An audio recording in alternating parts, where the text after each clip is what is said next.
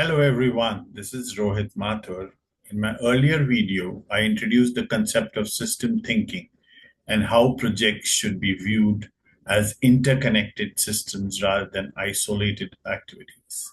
In this video, we will extend that discussion and connect system thinking with schedule network diagrams, critical path method, dependencies, and flow of work.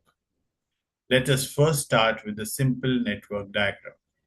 Here, each box represents an activity along with its duration estimate. The arrow between the boxes represent dependencies or logical relationships between activities. This means one activity influences another activity. Projects are therefore not isolated tasks. They are interconnected flows of work. Now let us calculate the different paths. First path, activity 1, activity 2, activity 4, and activity 6. If we add the duration 6 plus 4 plus 3 plus 1, we get 14 weeks. Now let us calculate the second path. Activity 1, activity 3, activity 5, and activity 6. 6 plus 5 plus 4 plus 1. This gives us 16 weeks. Now, which path is longer? The second path, right? Therefore, activity 1, activity 3, activity 5, activity 6 becomes the critical path.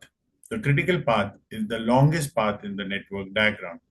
It determines the shortest possible project duration and the activities that directly impact the project completion date. This means if any activity on the critical path gets delayed, the entire project gets delayed. That is why project managers monitor critical path activities very carefully. Now, this is the simplified academic view used for understanding critical path method in PMP. But in real projects, dependencies are much more complex. So let us now move to a more realistic dependency flow diagram and connect this further with Deming system thinking. Now let us look at a more realistic project dependency flow diagram. This diagram is not only shows activities, it also shows the flow of work through the project system. Notice the arrows move from left to right. These arrows represent movement of work, dependencies, handoffs, and flow towards the final deliverable. Now observe the stop box called external dependency. These are dependencies outside the direct control of the project team. For example, customer master, master profile, Viva, missing its attributes. Development of depends on these external inputs. This means projects are influenced not only by internal activities, but also by external systems and upstream dependencies. This is where Deming system thinking becomes extremely important.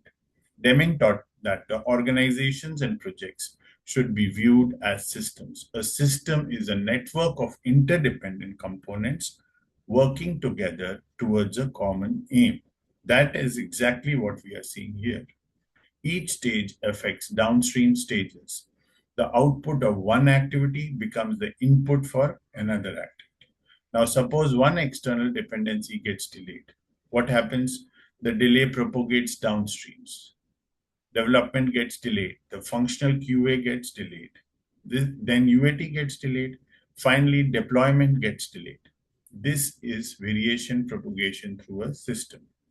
Poor flow creates waiting, bottlenecks, rework, multitasking, schedule instability. So project managers should not only focus on individual activities, they should focus on flow across the entire system.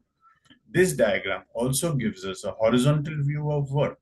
Instead of looking at isolated departments or silos, we can now see how work moves across stages towards the final customer.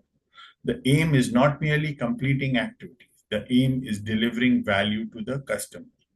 And when people understand how their work connects to downstream activities and how their entire system works together, then cooperation improves.